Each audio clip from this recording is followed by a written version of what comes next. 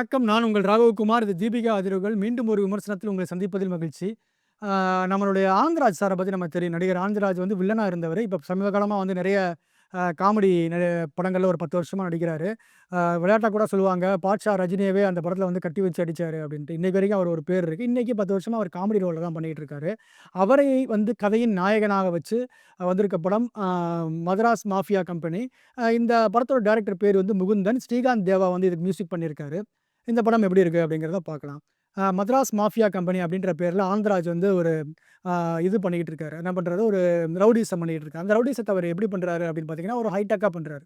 அதாவது இன்டர்வியூ வச்சு ரவுடிகள வேலைக்கு எடுக்கிறது.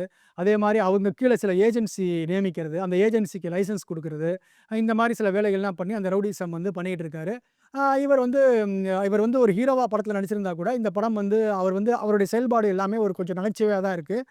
இவர் இந்த மாரி அவரு பண்ணிக்கிட்டு இருக்காரு. இந்த டயத்துல வந்து என்ன பண்றாங்க அப்படின்னு பார்த்தீங்கன்னா, இந்த ஊருக்கு புதுசா வந்திருக்க அசிஸ்டன்ட் கமிஷனர் சம்யுக்தா அவங்க வந்து இவர எப்படியாவது வந்து உயிரோடையோ அல்லது வந்து பிணமாவோ அதாவது பிணமாவோ பிடிக்கணும் அப்படிங்கிறதுக்கு அவங்களுடைய மோட்டிவோட அவங்கள வந்து மூவ் பண்ணிக்கிட்டு இருக்காங்க. இந்த 2 பேருக்குமான மோதல் ஒரு பக்கம் போயிட்டு இருக்கு. இப்ப சம்யுக்தா பல வழிகள்ல முயற்சி பண்றாங்க. எல்லா வழிகள்லயும் வந்து ஆனந்தராஜ் தான் ஜெயிக்கிறாரு. அப்ப என்ன பண்ணலான்னு அப்படின்னு பார்த்தா, ஆனந்தராஜுக்கு ஒரு பொண்ணு இருக்காங்க. அந்த பொண்ணினுடைய எக்ஸ் காதலர வந்து ஆனந்தராஜ் வந்து கொலை பண்ணிட்டு இருக்காரு முன்னாடி. அத வந்து அது மூலமா அது ஏதாவது கிடைக்குமா அப்படிங்கிறத அவங்க வந்து ட்ரை பண்றாங்க. ஒரு கட்டத்தில வந்து இவர வந்து ஒரு ஆந்திரால போம்போது கொலை பண்ணிடுறாங்க. அதாவது ஆனந்தராஜ கொன்றுறாங்க. அப்பா இவருக்கு முடிஞ்சது அப்படின்னு நினைச்சுட்டு வீட்டுக்கு வரும்போது தான் தெரியுது. போஸ்ட்மார்ட்டம் ரிப்போர்ட்ல வந்து இறந்து போனது வந்து ஆனந்தராஜ் அல்ல. வேற ஒரு ஆளு. அவர் உயிரோட தான் இருக்காரு அப்படின்றது தெரிய வருது.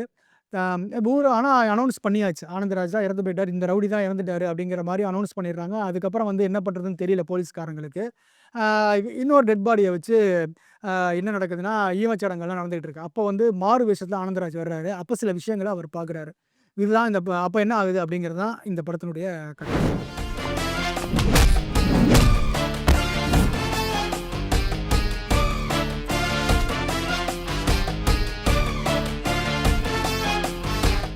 இந்த படம் ஆரம்பத்துல இருந்து பார்த்தீங்கன்னா, திரைக்கதை ரொம்ப சுமாரா தான் இருக்கு. திரைக்கதை பெரிய அளவுல நமக்கெல்லாம் வந்து ஈர்ப்பா அதுல இல்ல.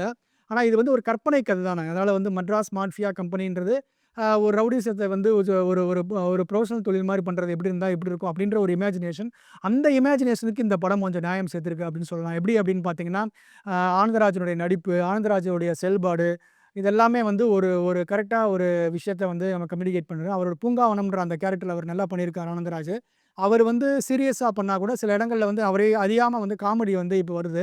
அதுவும் ரொம்ப நல்லா இருந்தது அப்படின்னு சொல்லலாம். எஸ்பெஷலி பார்த்தீங்கன்னா, அந்த படத்தில முனிஷ்காந்த் இவருடைய சிஷ்யரா நடிச்சிருக்காரு. அவருக்கும் இவருக்கும் இருக்கக்கூடிய அந்த அந்த சீன்லாம் பார்த்தீங்கன்னா, ஓரளவுக்கு நம்ம முன்னாடி பழைய படங்கள்ல பார்த்த பார்த்திபன் வடிவேலுடைய அந்த ஒரு டச் வந்து லேசா இருக்கு அப்படின்னு சொல்லலாம். ஓரளவுக்கு இந்த இந்த காட்சிகள்லாம் நம்மள வந்து சிரிக்க வைக்குது. அப்படியே படம் வந்து கொஞ்சம் கொஞ்சம் நகைச்சுவை காட்சிகள்லயும், ஒரு கற்பனையான ஒரு இமேஜினேஷன்லயும் படம் நகர்ந்துட்டு வருது. ஆனா படத்தினுடைய கிளைமேக்ஸ் 20 நிமிஷம் வந்து கொஞ்சம் நல்லா இருக்கு அப்படின்னு சொல்லலாம். ஏன்னா இதுவரைக்கும் அப்படி ஒரு கிளைமேக்ஸ வந்து இருந்தால் எப்படி இருக்கும்?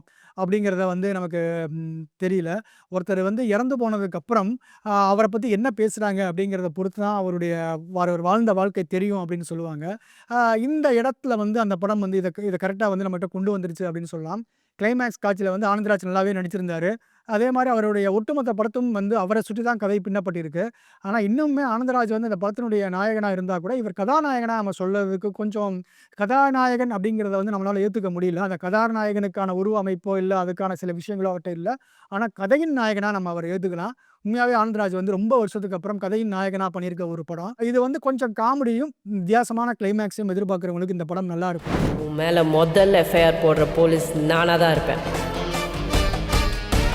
இனிமே என் விஷயத்தை தலையிட்ட உன்னை கொடுத்துருவேன். சம்யுக்தா நல்லா நடிச்சிருக்காங்க. இருந்தா கூட சம்யுக்தா இன்னும் நடிப்புல வந்து ட்ரெய்னிங் எடுக்கணும். ஏன்னா, அவங்களுக்கு வந்து ஓரளவு தான் அவங்க நடிப்ப வந்து இன்னும் குடுக்க முடியுது.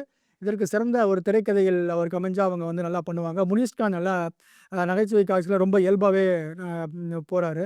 இந்த படம் சிறிது நகைச்சுவை, நல்ல கிளைமாக்ஸ் இந்த 2ம் இந்த படங்கள்ல இருக்கு. இது 2ம் உங்களுக்கு விரும்புனீங்க அப்படின்னா, மதராஸ் மாஃபியா கம்பெனிய வந்து நீங்க போய் பாருங்க.